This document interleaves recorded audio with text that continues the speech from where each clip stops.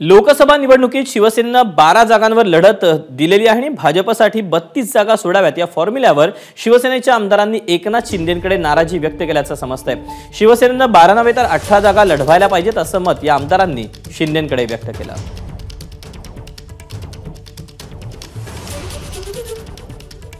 तेव्हा आगामी लोकसभा निवडणुकीच्या पार्श्वभूमीवर शिवसेनेनं 12 जागांवर लढत द्यावी याबद्दल शिवसेनेच्या आमदारांकडून नाराजी व्यक्त करण्यात येते। भाजपसाठी 32 जागा सोडाव्यात या फॉर्म्युल्यावर शिवसेनेच्या आमदारांनी मुख्यमंत्री एकनाथ शिंदे यांच्याकडे नाराजी व्यक्त केल्याचं समजतंय। शिवसेनेनं 12 नव्हे तर 18 जागा लढवल्या पाहिजेत असं मत आमदारांनी व्यक्त केलंय। अधिकचे अपडेट जाणून घेऊ। वैभव प्रभ आपल्या सोबत आहे। वैभव, या आमदारांचा काय नेमका आग्रह आहे आणि शिवाय काय नाराजी देखील आहे?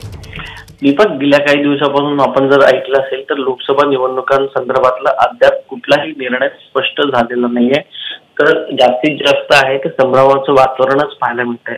अद्याप कुठलीही यादी जाहीर झालेली नाहीये, भाजपकडूनही नाहीये, शिवसेनेकडून नाहीये आणि राष्ट्रवादी काँग्रेसकडूनही नाहीये।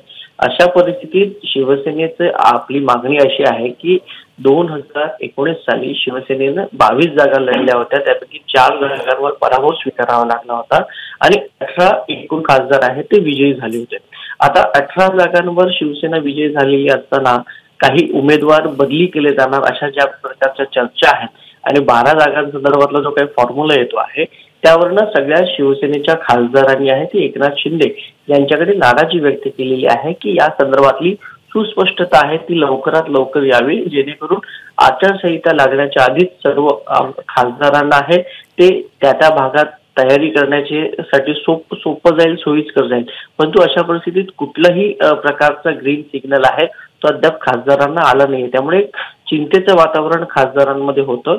18 जागा या लढवल्या पाहिजे आणि दुसरी गोष्ट कुठल्याही जागांमध्ये अदलाबदल झाली नाही पाहिजे अशा प्रकारची आग्रही मागणी आहे ती शिवसेनेच्या खासदारांनी एकनाथ शिंदेंकडे केली।